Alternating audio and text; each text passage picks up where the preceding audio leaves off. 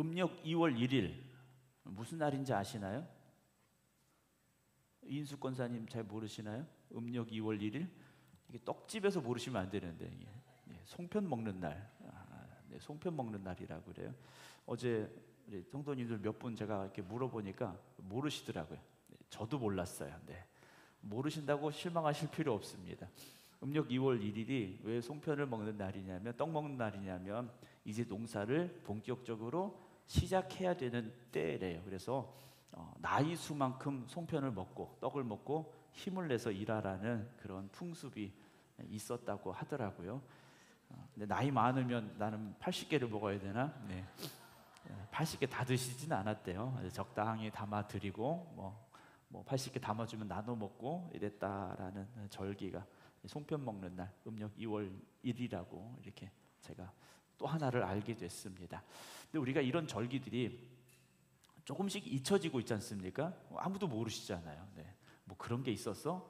라고 생각을 하시는데, 우리가 신앙의 어떤 소중한 유산도 지켜가지 않으면 점점 잊혀져 갈 수밖에 없습니다. 아까도 우리 순단 장학회 장학금 전달에 대한 말씀을 잠깐 드렸는데요. 교회의 아름다운 전통은 잘 지켜가야 됩니다. 우리가 역사와 전통을 자랑하자 이 말씀은 아니에요. 그러나 교회의 그 아름다운 전통을 잘 지켜가야 된다라는 것이죠. 근데 이게 왜 잊혀집니까? 제대로 그 의미를 기억하지 못하니까. 그러다가 이 형식만 남게 되고, 그러다 그것도 귀찮아지면 그 형식조차도 없어지는 것. 그래서 점점 잊혀지는 날들이 많다라는 생각을 하게 됩니다. 여러분, 우리가 살아온 삶이 있죠. 예전에는 이렇게 묘비명을 이렇게 쓸 때 보게 되면 거기 이제 한자로 출 몇 년도 몇 월 며칠, 졸 몇 년 몇 월 며칠 이렇게 쓰기도 했습니다. 요즘 몇 년 몇 월부터 몇 년 몇 월까지 이렇게 기록을 하기도 하는데요. 여러분들이 태어나서 지금까지 살아온 삶을 여러분들은 어떻게 기억하고 계십니까? 여러분들의 과거의 삶을, 어제까지의 삶을 여러분들은 어떻게 기억하고 계신가라는 거죠. 어떤 분들은 이야기를 이렇게 나누다 보면 힘든 얘기만 하세요. 또 어떤 분들은 좋았던 얘기만 하세요. 인생이 물론 다 힘들지도 않고 다 좋지만도 않습니다. 그런데 어떤 분들의 기억 속에는 힘들고 어려웠던 일들이 더 강하게 기억이 되어 있고, 어떤 분들은 좋았던 일들, 행복했던 시간들이 강하게 기억이 되어 있는 것 같습니다. 오늘 요한복음 2장의 말씀인데, 요즘 이제 새벽 시간에 요한복음 말씀 함께 쭉 나누고 있는데, 요한복음은 사도 요한이 기록한 책입니다. 근데 사도 요한이 언제 기록했느냐? 마태복음, 마가복음, 누가복음이 이미 다 기록이 된 이후입니다. 다 기록이 된 거예요. 아니, 마태복음도 있고 마가복음도 있고 누가복음도 있는데 굳이 또 복음서를 기록해야 될 이유가 있을까? 사도 요한에게는 있었다라는 거죠. 자기가 살아온 삶 속에서 주님과 함께했던 그 시간들을 자신만의 고백으로, 자신의 신앙의 고백으로, 그리고 그것을 유산으로 남겨주기 위하여 그는 요한복음을 기록하지 않았을까라는 생각을 해보게 되었습니다. 그가 기록한 예수님과의 삶, 예수님과 함께했던 그 3년의 삶을 기록하면서 사도 요한이 가장 먼저 기록했던 내용, 그 기적이 무엇인가? 바로 오늘 갈릴리 가나에서 있었던 혼례잔치에서 물이 변하여 포도주가 된 사건입니다. 물론 시간적으로 따졌을 때 첫 번째였을 수도 있겠죠. 그러나 사도 요한은 이 말씀을 가장 먼저 기록하고 있습니다. 오늘 이 말씀은 우리가 익히 알고 있는 내용이고, 저도 여러분들에게 여러 차례 설교를 드린 말씀이에요. 그래서 제가 오늘 이 본문을 설교하겠다고 어제 주부에 실었지 않습니까? 성경을 찾아보신 분들은 한 분도 안 계신가요? 네. 아니, 이 설교 또 하시네? 네. 또? 물이 변해 포도주가 됐는데 이걸 또? 네. 하실 수도 있을 거예요. 그만큼 우리는 물이 변화의 포도주가 된 이 사건, 이 기적에 대해서 너무 익숙해져 있다라는 거죠.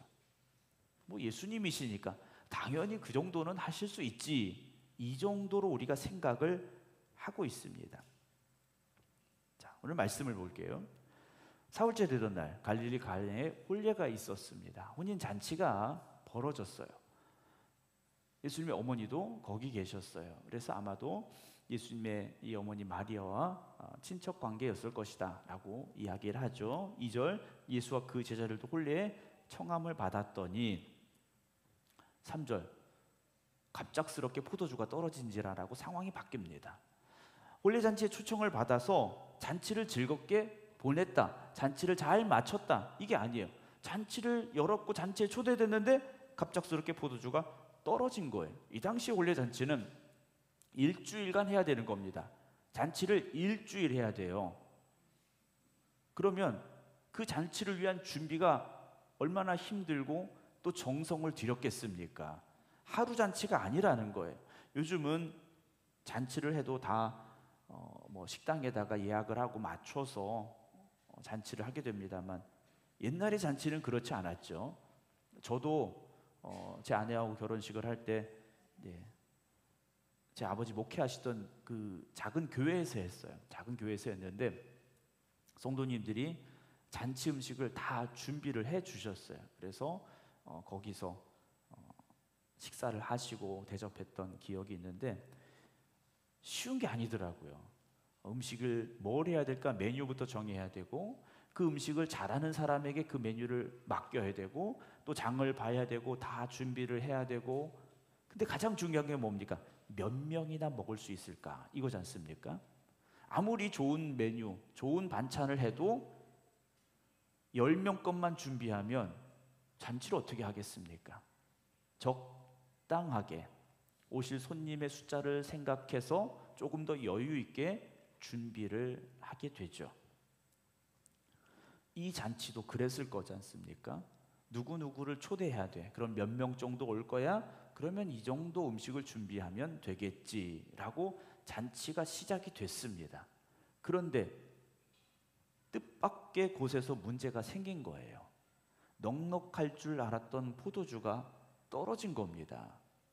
포도주가 떨어진 데에는 이유가 있겠죠. 생각보다 많이 마신 겁니다. 잔치가 흥이 달아올랐든지, 뭐 사람들이 전에는 뭐 한 잔, 두 잔 마셨다면 이제는 뭐 세 잔, 네 잔 마셨다든지, 어쨌든 그 잔치는요 성공적인 잔치로 계속 되어지고 있었다라고 볼 수 있습니다. 그런데 갑작스럽게 포도주가 떨어지는 상황이 된 거예요. 그러면 포도주가, 제가 표현은 갑작스럽게라고 말씀을 드렸습니다만, 포도주가 줄어들고 있는 것이 보였겠죠. 갑작스럽게 포도주가 딱 끝나는 게 아니지 않습니까? 그 양이 점점 줄어드는 게 보였을 것이고, 잔치를 준비한 이 혼주 측에서는요 이 사태를 어떻게든 해결해 보려고 노력을 했을 거라는 거예요. 그런데 결국 포도주는요 바닥을 드러내고 말았다라는 거죠. 어찌 해볼 도리가 없는 겁니다. 갈릴리 가나에서 포도주를 더 마련할 방법이 없는 거예요. 그 상황 속에서 예수의 어머니가, 3절 다시 봅니다. 예수의 어머니가 마리아가 누구에게 말합니까? 예수님에게 말해요. 뭐라고요? 집에 가자. 이게 맞아요. 우리라도 빨리 가자. 그래야 잔치가 좀 잘 끝날 수 있을 것 같아. 더군다나 예수님 혼자 온 거 아니지 않습니까? 제자들 다 데리고 온 거예요. 젊은 제자들이 와서 얼마나 먹었겠습니까? 빨리 집에 가자. 우리라도 입을 덜어야지.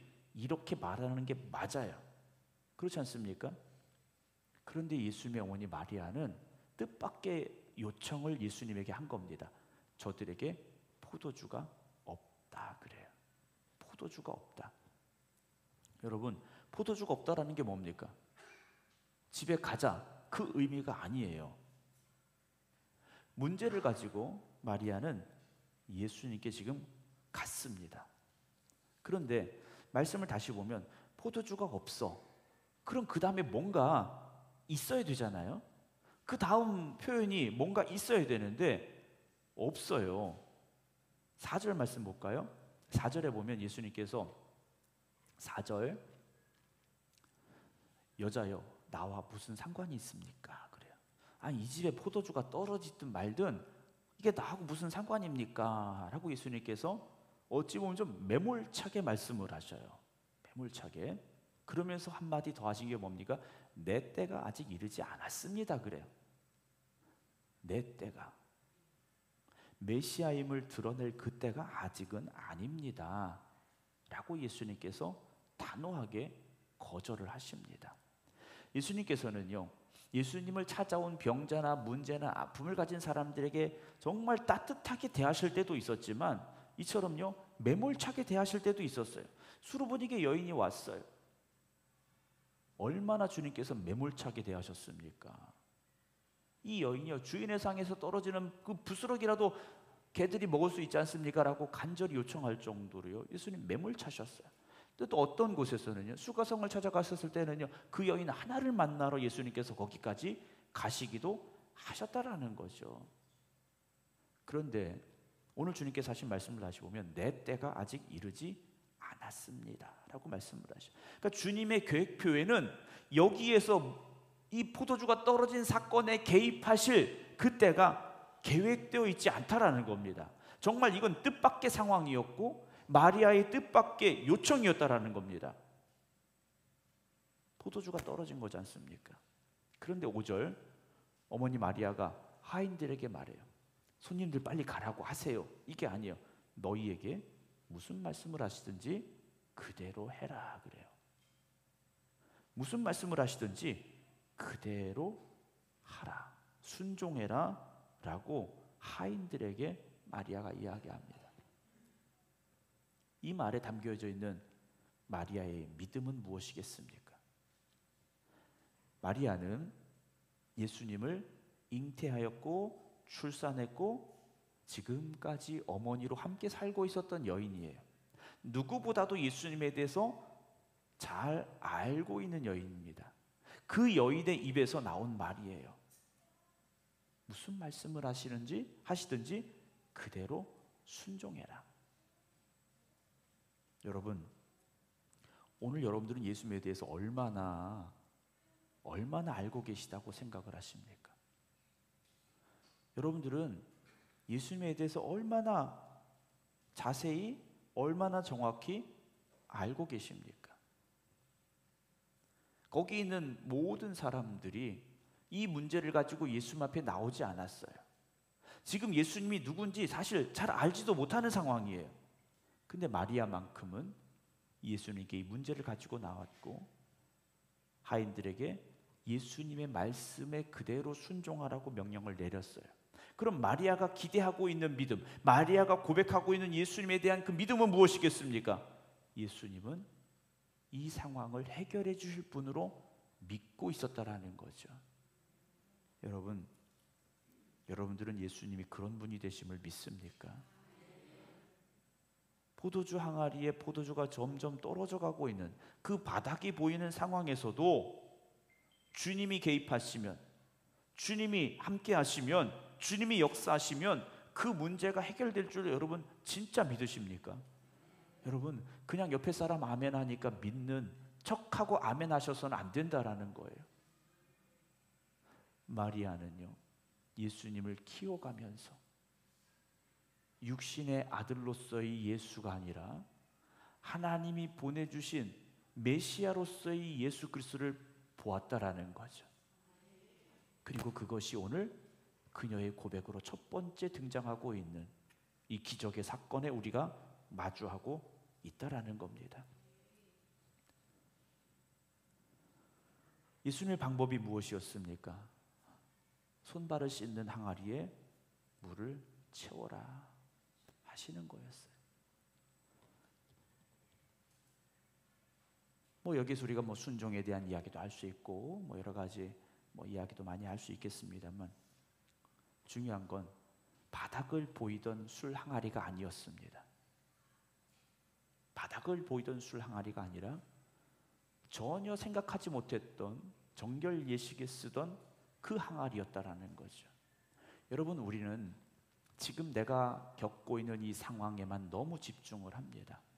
그러나 주님은 의외의 곳에서 우리를 도우시고 역사하시는 그 놀라운 은혜를, 그 기적을 체험하게 하실 수도 있다라는 거지 않습니까?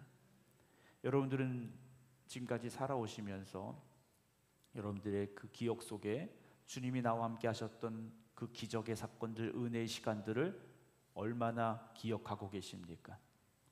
여러분, 포도주 항아리에 포도주가 채워진 것만 기억하시려고 하십니까? 우리는 알지 못했어도, 우리가 깨닫지 못했어도 의외의 장소에서 뜻밖의 사람을 통하여 여러분들을 도우셨던 하나님의 은혜를 여러분 기억하시고 바라볼 수 있기를 주님의 이름으로 축원합니다. 이 포도주를, 아니죠, 물이죠. 이 물을 8절에 보면 연회장에게 갖다 주라 하셨어요. 그리고 갖다 주고 마셨지 않습니까? 다 포도주인 줄 알고 마셨죠. 9절, 연회장은 물로 된 포도주를 맛보고도 어디서 났는지 알지 못하되 물도 온 하인들은 알더라. 연회장이 신랑을 불렀습니다. 10절,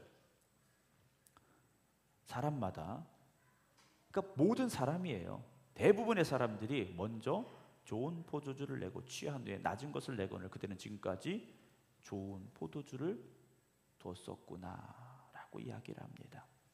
여러분, 주님이 채워주신 이 물이 변하여 포도주가 됐는데 가장 좋은 포도주가 되었다라는 것이죠. 가장 좋은 게 된 거지 않습니까? 적당히 채워주실 수도 있었어요. 보통의 것으로 채워주실 수 있어요. 지금까지 먹던 포도주의 맛으로 하실 수도 있었어요. 그런데 주님은요, 최고의 것으로 채워주셨습니다. 왜 그러셨을까요? 왜 지금까지 먹던 것하고 다른 최고의 포도주를 주셨을까요? 어떤 학자들이 계산을 해봤다고 그래요. 주님이 만드신 포도주가 요즘 포도주 병으로 따지면 몇 개나 될까? 700개가 넘더래요. 여러분, 700병이 넘는 포도주, 단순히 수학적으로 계산을 해봐도, 산수적으로 계산을 해봐도 한 병에 한 사람씩만 마신다고 해도 700명이 먹고도 남을 수 있는 포도주를 주신 거예요. 제 생각에는 이 사람들이 먹고도 남고 또 남을 만큼의 포도주를 주님께서 만들어 주신 건데, 그 만들어 주신 포도주가 최고의 포도주였다라는 거죠. 왜 그랬을까요? 예수님께서 왜 최고의 포도주를 주셨을까요? 여러분, 이걸 아셔야 최고의 포도주를 받으실 수 있는데 저도 잘 모르겠어요. 네. 그런데 분명한 건 누가 요청했습니까? 마리아가 요청했어요. 마리아가 요청했습니다. 지금 이 술통이, 포도주통이 비어간 건 누구에게 중요한 문제가 된 겁니까? 마리아에게 중요한 문제가 된 거예요. 이 잔치를 연 혼주 측이 아니라 마리아의 문제가 된 거지 않습니까? 그래서 마리아는 주님 앞에 그 문제를 가지고 나온 거예요. 그리고 주님이 누구인지를 마리아는 알았다라는 거죠. 누구인지를 알고 있는 마리아에게 주님은 뭘 주고 싶으셨을까요? 최고의 것을 주고 싶으셨겠죠. 여러분, 오늘 여러분들은 예수님을 어떤 분으로 고백하십니까? 어떤 분으로 고백하세요? 요즘은 저희 아이들이 커가지고 저한테 뭘 해달라고 하는 게 아니라 아빠 뭐 해줄까? 이렇게 바꿔서 얘기를 해요. 네. 전에는 아빠 뭐 좀 사주세요 그래도 이제는 아빠 뭐 필요하세요? 네. 잘 들어라. 네. 이렇게 얘기를 해요. 그런데 거창하게 묻고 거창하게 대답하지 않아요. 왜냐? 아빠와 딸의 관계지 않습니까? 마리아는 어찌 보면 거창하게 화려한 기도를 한 게 아니에요. 그런데 주님은 그 마리아의 요청에 응답하셨습니다. 여러분, 우리에게 주님께서 요구하시는 건 거창한 기도를 요구하시는 게 아니에요. 지금 너와 나의 관계가 무엇인지 네가 알고 있니? 이게 핵심이죠. 어떤 분들은 그래, 목사님 저는 기도를 잘 못했어요. 기도를 잘 못하는 게 문제가 아니라 왜 문제인가? 주님과 나와의 관계에 대해서 아직 확신이 없는 거예요.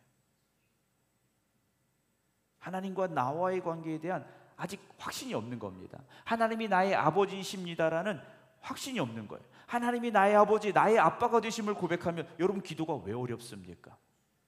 뭐 문법에 맞추고 좋은 단어를 쓰고 화려하고 유창하게.